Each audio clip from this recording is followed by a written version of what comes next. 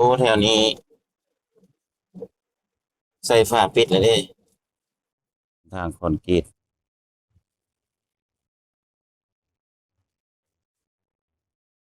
สบายดีเอฟซียินดีต้อนรับเข้าสู่ซองบ่าวกำแพงพากินพาเที่ยว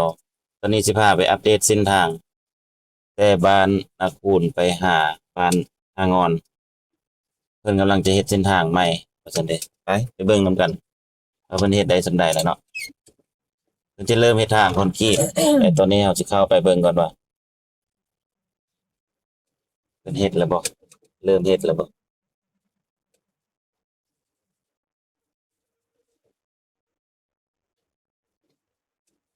ประมาณ10ปลายลักนั่นแหละ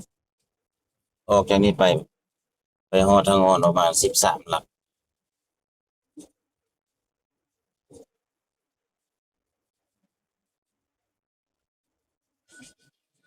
แต่เส้นทางกัน13เหนือเนาะ3เหนือแยกอยู่บ้านนาคูดเข้ามาโอ้ย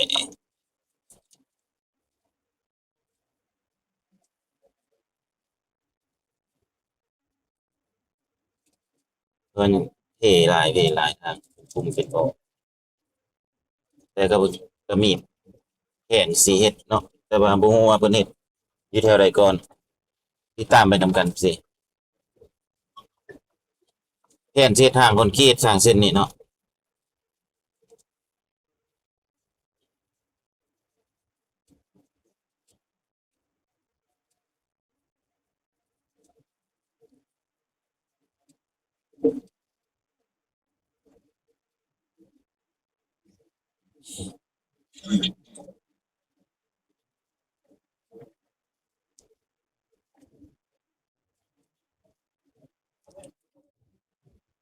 โอ้ช่องทางนี่เพิ่นก็เปิดหน้าทางแล้วนี่เปิดหน้าทางแล้วจกอนามัยหน้าทางแล้ว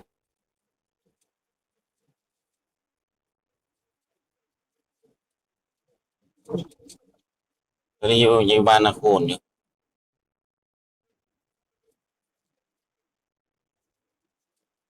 ทางที่ว่าเพหลายแล้วเพิ่นสิเฮ็ดทางคอนกรีตใหม่เลยเด้อ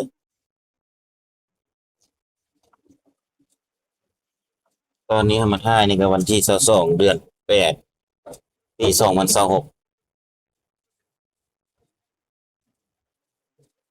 ถือว่าเริ่มลงมือเฮ็ดแล้วเนาะขอบทางเด้กำลังจกห้องระบายน้ำจกห้องจะเฮ็ดห้อง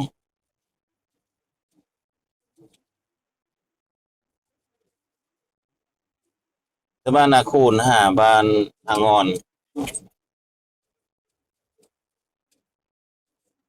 ท่านี้ก็จกหมดละกำลังจกกำลังเท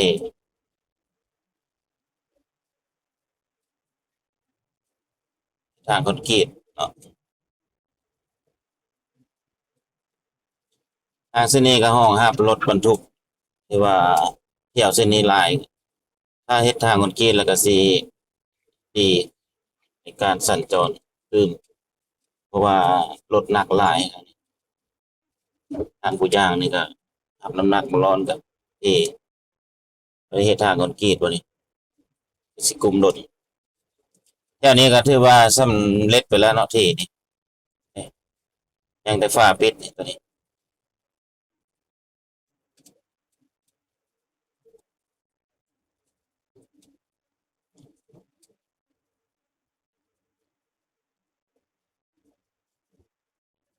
ฝนตกก็บ่ได้เซาเฮ็ดไปนำผ้าย่างพกไปนำ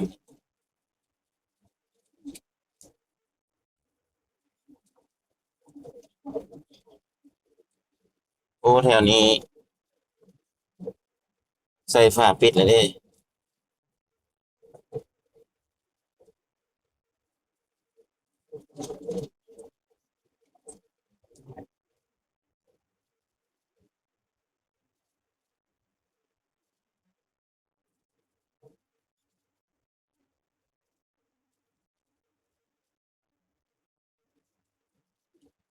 ก็เริ่มลงมือเฮ็ด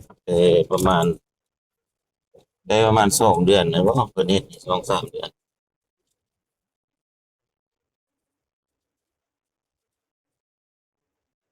นี่ก็บ่ได้มาทางนี้ดนแล้วเนาะโอ้แถวนี้แล้วบ่ล่ะแถวนี้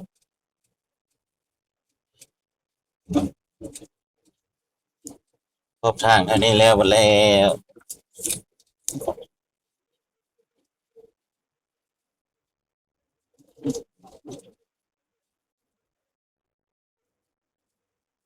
วิดีโอก็จะเป็นแผ่นดินไหวหน่อยหนึงเด้อสิเด้อมันมีคุมอยู่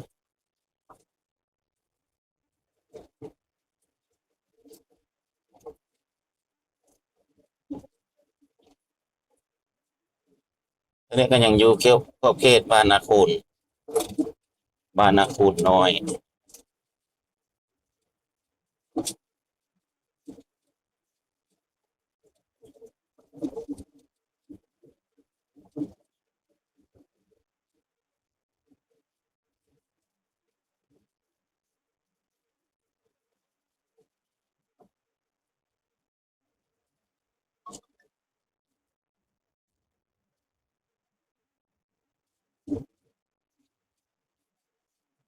จุดเป็นบอลเนาะตอนนี้ก็เว้นระยะห่างมานี่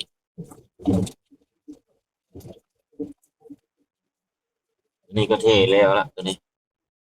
เทแล้วเบื้องหนึ่งข้างหนึ่ง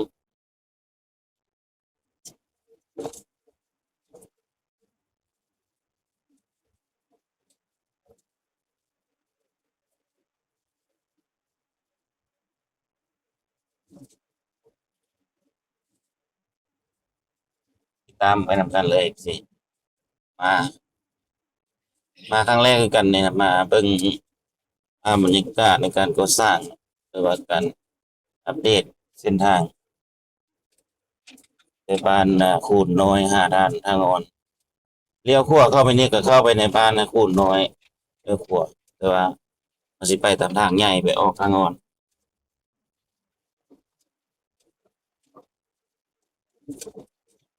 แถวนี้มันก็เฮ็ดสำเร็จหมดแล้วนี่ฝ้าปิดอิหยังก็เรียบร้อยหมดแล้ว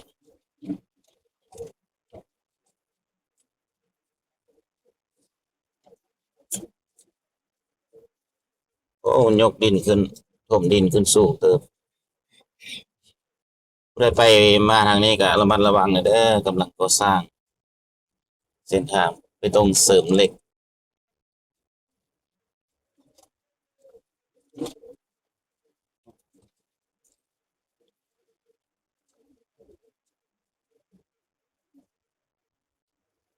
บ้านนาคูนตัวนี้ยังเป็นบ้านนาคูนน้อย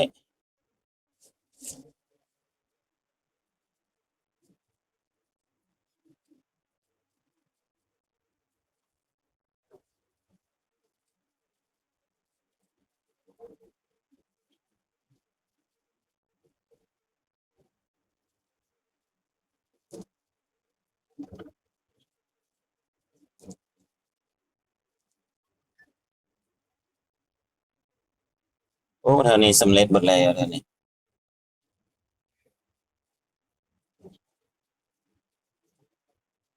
ทางกีดเบื้องซ้ายมือนี่ก็จะเป็นสนามกีฬามาสด้าเนาะครับสนามกีฬามาสด้า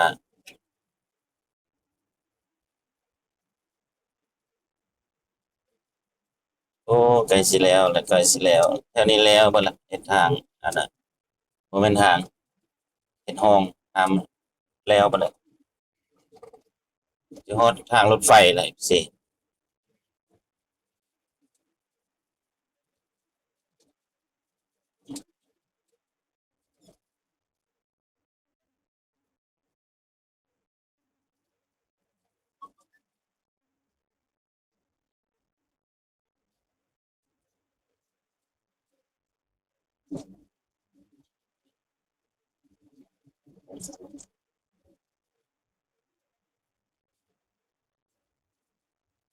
นี่อากาศก็มืดครึ้มอยู่คือฝนสิตกนี่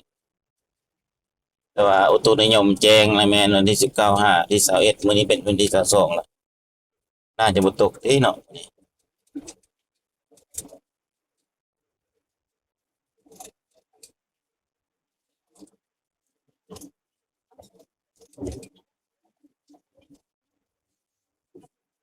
อยู่แถวนี้ก็จะเป็น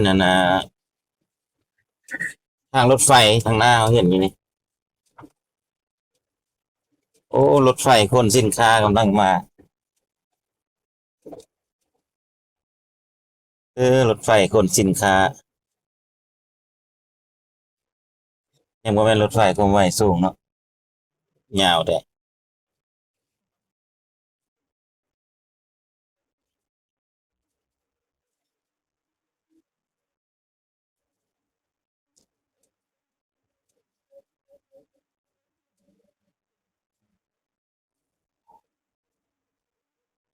ก็เลยไปตรงงูรถไฟปานตรงงูเลยเนาะโอ้แถวนี้ก็เฮ็ดแล้วเด้แถวนี้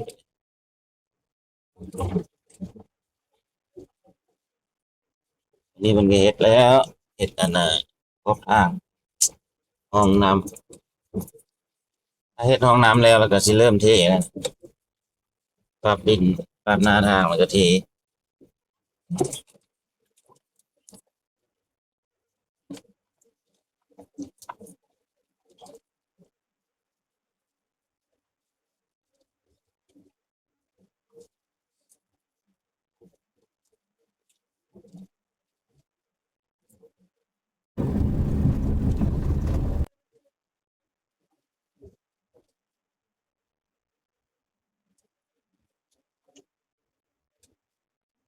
อันนี้ก็ข้างหน้านี่ก็จะเป็นโรงเรียน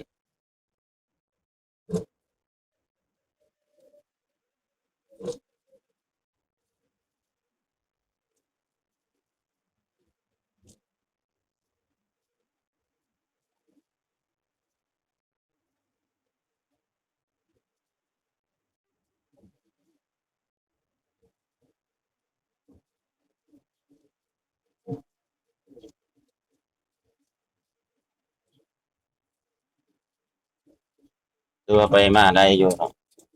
แถวนี้ไปมาได้อยู่เพิ่นท่วมดินกับคลองโอ้ถือว่าไวได้นี่ถือว่าไว3 เดือนได้บ่ก็หลายละ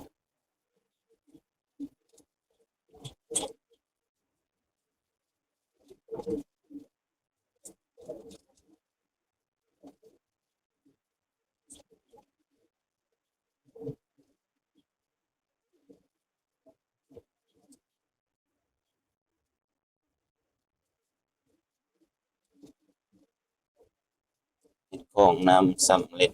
ไปหลายแล้วเนาะ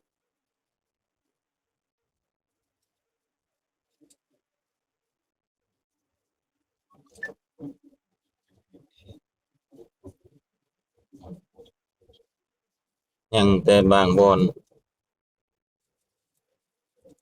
ที่ว่าเว้นไว้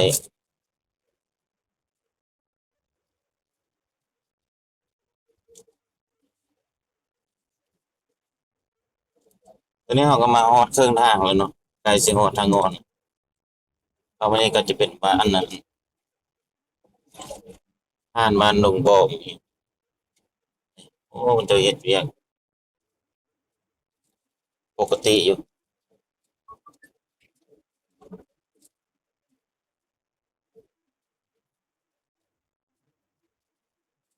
นี่กำลังตีแพงตีพังตีพังเท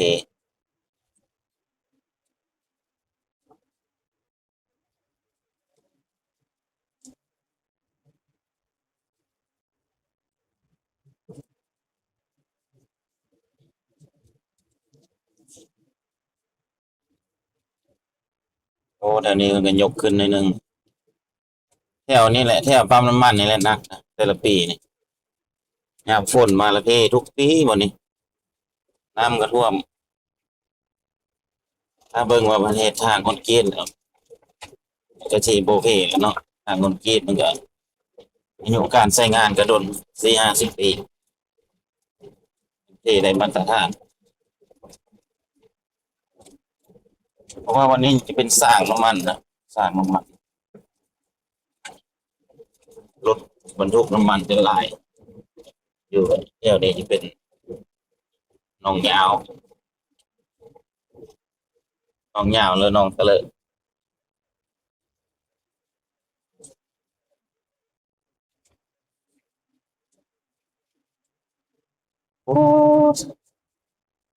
ตามมาตรการ14โอ้แถวนี้ก็เฮ็ดแล้วเด้นี่โอ้ได้หลายแล้วได้หลาย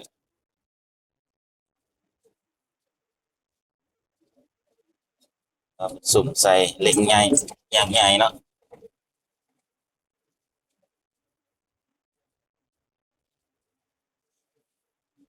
ทางมือซ้ายมือนี่กระจกบ่ล่ะ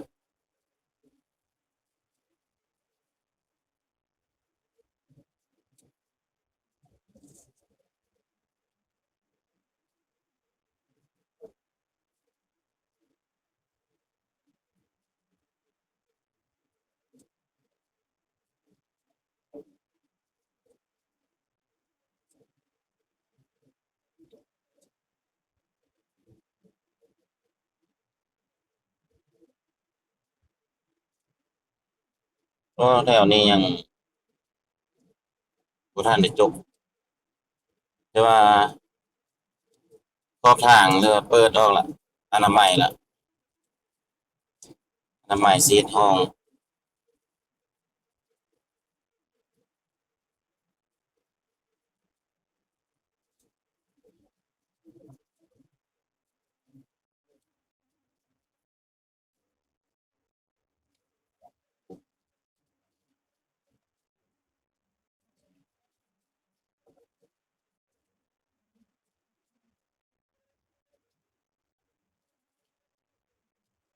ยัง6 กิโลเมตรสิฮอดทางงอน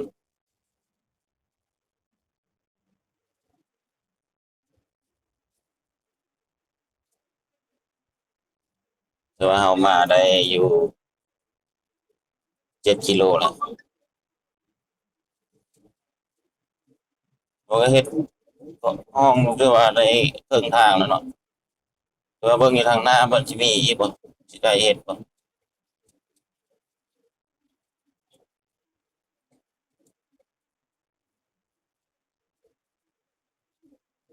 แถวนี้ก็ยักหนักนะทางอดใจรอจะได้ใส่ทางดีไวๆเลยทางคอนกรีต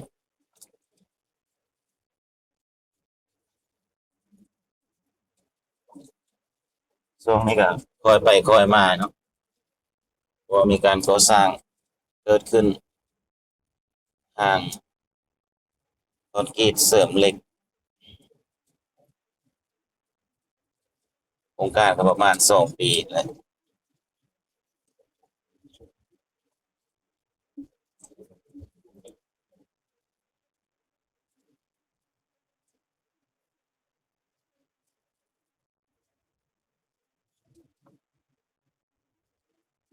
ทางผู้ย่างเส้นนี้ก็เฮ็ดแต่ปี2009แล้วมันก็เริ่มเทมาแล้วตอนนี้เพิ่นสิเปลี่ยนเฮ็ดเป็นทางคอนกรีตเลยมันเฮ็ดปี2009เฮ็ดทางเว้นออกจากตัวเมืองเนื่องจากว่าปี2009อันมีกีฬาซีเกมส์ที่จัดขึ้นอยู่นครหลวงเวียงจันทน์สนามกีฬาหลัก16ก็เลยเฮ็ดทางเว้นมาตัวนี้ก็ปี2009ได้ใช้ทางเส้นนี้เนาะตอนนี้มันเทแล้วสิเฮ็ดทางคอนกรีตมานี่ปรับปรุงมาเป็นทางคอนกรีต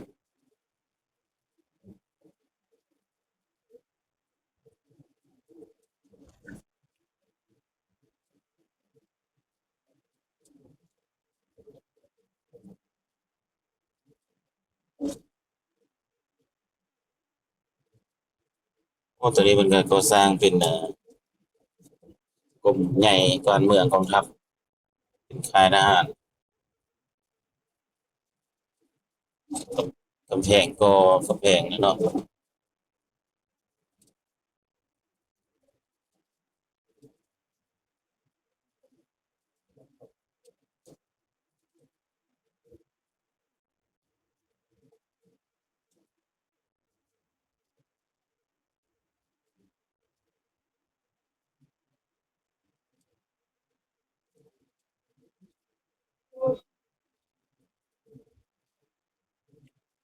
เพราะว่าแถวนี้ยังบ่ทันได้เฮ็ดเด้อ FC ตอนนี้เราก็ใกล้สิถึงทางอ้อนแล้วนี่จะเป็นบ้านดงบองหัวจบบ้านดงบองเด้อเดี๋ยวนี้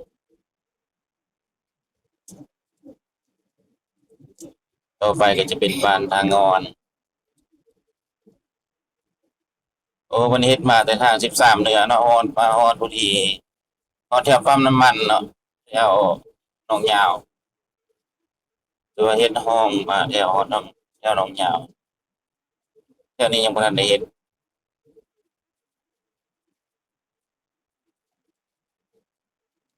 แถวนี้สูงน่าจะบ่ได้เฮ็ดเลยที่ห้องน่ะ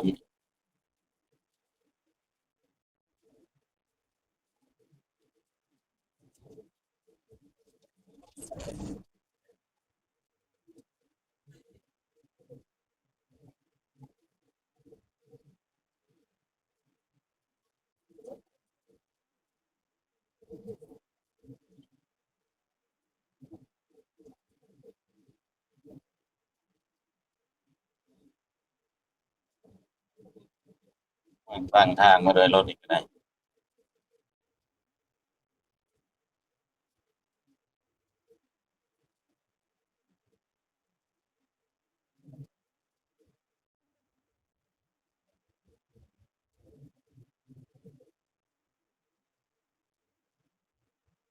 อันนี้ทางยังดีอยู่แถวนี้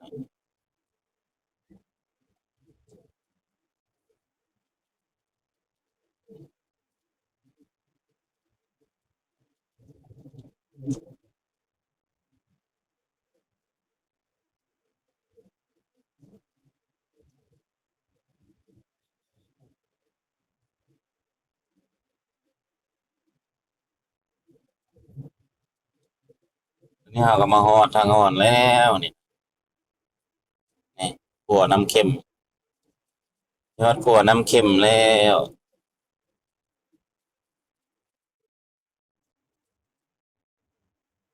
มีขัวน้ำเค็มได้สิโอ้น้ำก็แห้งหลายเนาะน้ำก็แห้งหลายละพอได้ขึ้นหลาย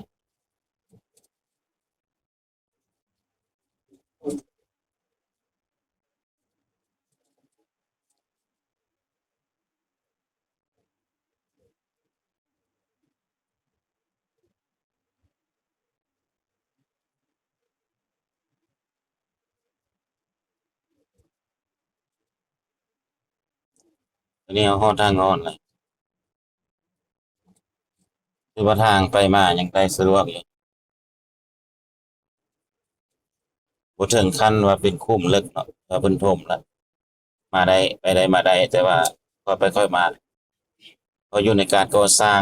ทาง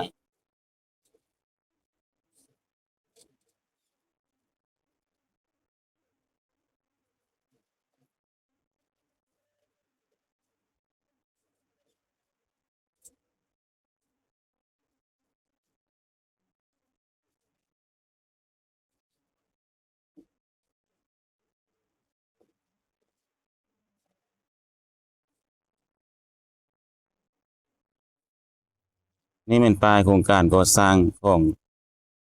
เจ้าของโครงการก็ยทฟเนาะ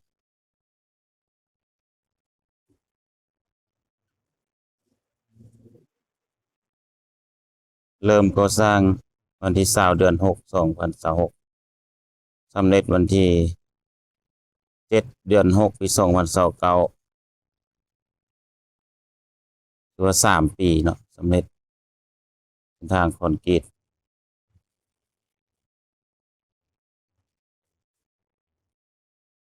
ตอนนี้เพิ่นก็เริ่มเฮ็ดมาแล้วเนาะอยู่ห่างเพิ่นได้ประมาณครึ่งทางเฮ็ดอันน่ะพอระบายน้ำ